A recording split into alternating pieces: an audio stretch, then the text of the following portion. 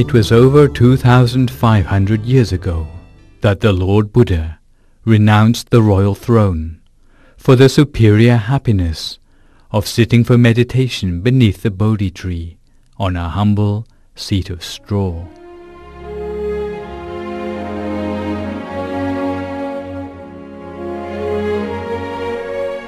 It brought him greater happiness to restrict himself merely to 3 pieces of saffron cloth, rather than to don the finery and precious crown jewels of the royal palace. To him, the unpredictable food offered by lay people brought him more happiness than all the delicacies of the kitchen.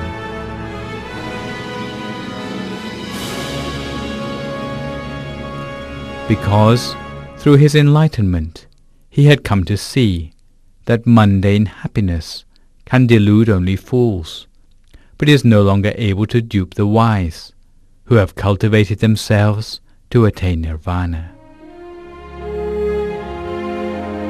Seeing life and the world according to reality, the Lord Buddha knew that the ultimate happiness could be gained only by living the life of a monk, by virtue of the mental mastery and altruism brought by a monk's purity, liberation, and providing a supreme refuge to the rest of the world.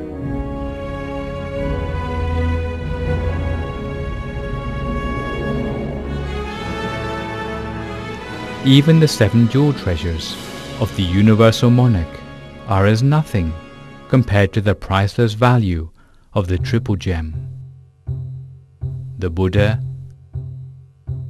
the Dhamma, and the Sangha.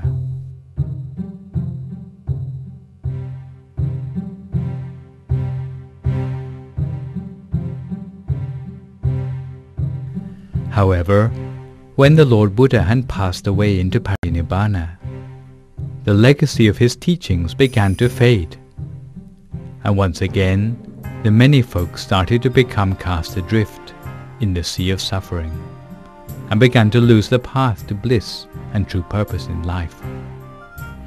It wasn't until the year 1917 when the great abbot of Wat Phak Nam, Pramongkol Thep Muni, was able to make a significant revival of the Buddha's legacy of practice, putting his life on the line to recover the true meaning of the words middle way, lost to the world since 500 years after the Lord Buddha's Parinibbana, and encapsulated in his immortal teaching, "Stopping the mind is the secret of success."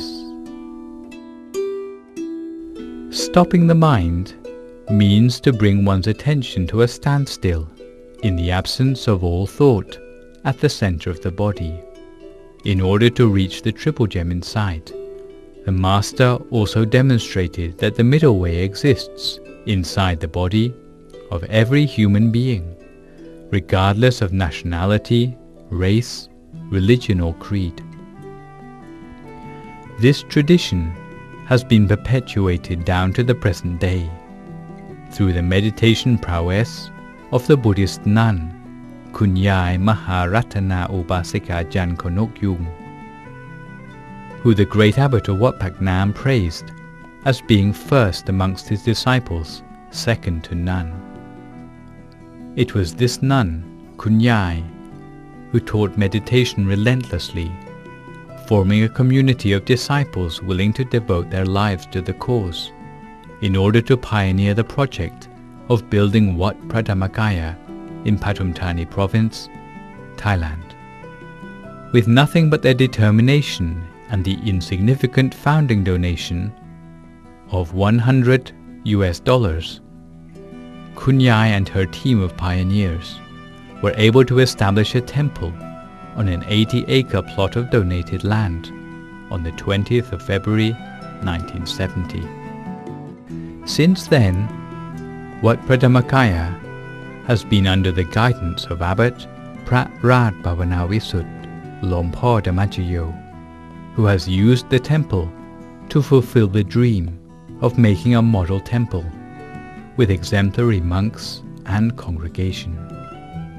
The history of the temple shows that the construction of temple buildings has gone hand in hand with the training up of the community who supervise the place.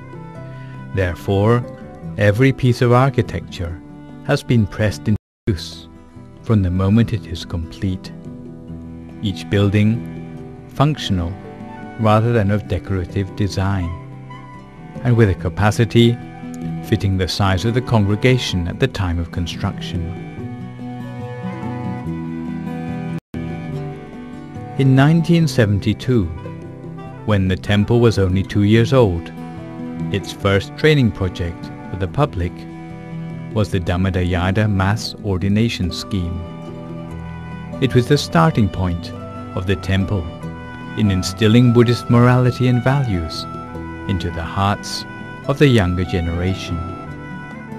After graduation, a large number of the young men who had received training as Dhammakaya monks have dedicated their lives to Buddhism full-time, becoming lifelong monks.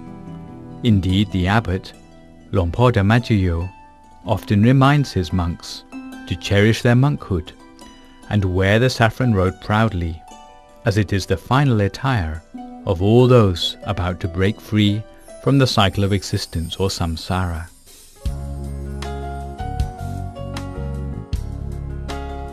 The spreading of Buddhism throughout the world is a task too great for any one person or one organization to manage alone.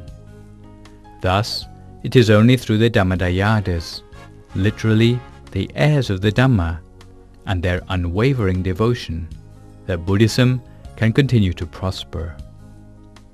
Thus, over the course of many decades, the success of the temple and the success the temple has brought to Buddhism has all derived from the dedication of monks, novices, resident laymen and laywomen with a life's commitment to celibacy, who have dedicated all their strength of body and mind for the benefit of the religion.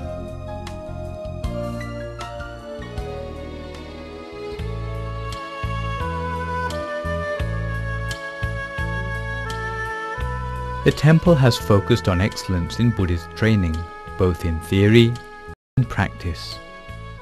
Buddhist theory entails scriptural and academic study. Buddhist practice means emphasis on meditation. The resulting reputation for training at the temple has attracted ever-increasing congregations from around the country to study at the temple. Such large numbers have necessitated temple expansion from the original meditation hall to the thatched Dhammakaya hall, until eventually in the present day, the main meeting place in the temple is a new, permanent Dhammakaya hall with a capacity of 300,000.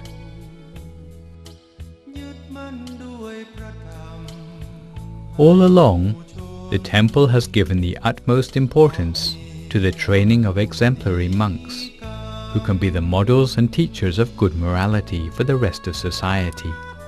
It was with this aim in mind that Prarad Bhavanavisut, Longpo Dhammakaya, has long had the wish to unify all Buddhist monks and novices in the world with the same unity of the single sun that shines in the sky.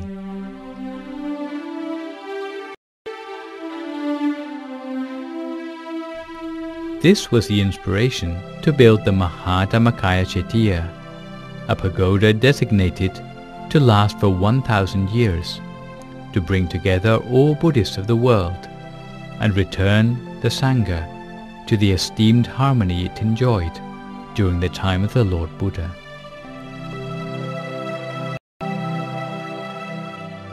He also continues to support the activities of the Sangha, including Pali study scholarships, an anti-smoking campaign for monks,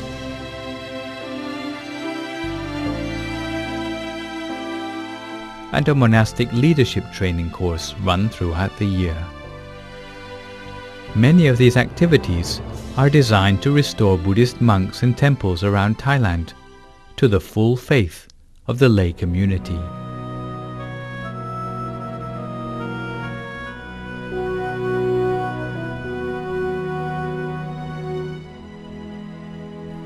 Wat Dhammakaya sees meditation as the core of Buddhist practice and wishes to support monks to lead the Buddhist community towards world peace based on inner peace of meditation experience.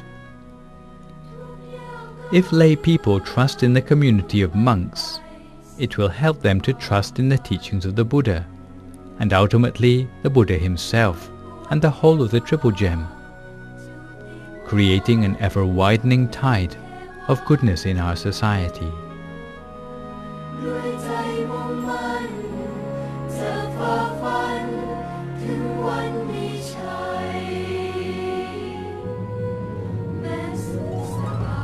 In the year 2007, Wat Dhammakaya wishes to play host to members of the Buddhist monastic community from all Buddhist denominations worldwide to turn a new page of Buddhist history by inviting up to 1 million Buddhist monks, novices and lay people to congregate at Wat Dhammakaya in Pathum Thani province, Thailand.